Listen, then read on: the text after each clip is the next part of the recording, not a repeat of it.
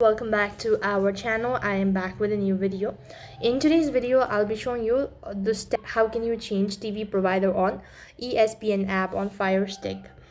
So in order to change your TV provider on ESPN app Firestick, you could follow the steps. So I'm gonna use the web browser. So on the web address bar, I'm gonna type in how to change TV provider on ESPN app on Firestick. When you do it, so here it's gonna be listed the steps. So here you could see that you want to go ahead and open the ESPN app, then select settings in the top right corner and select TV provider.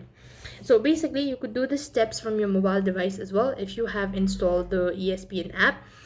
And next thing, if you're having trouble logging in, you could try this troubleshooting steps, that is signing out of your TV provider.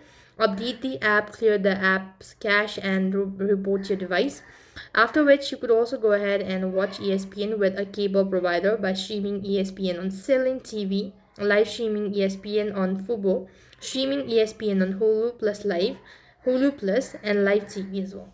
So this way you could change the TV provider on ESPN app. That's all for this video. I hope the video was helpful. Make sure to like, share, and subscribe to our channel. Thank you for watching. See you in the next video.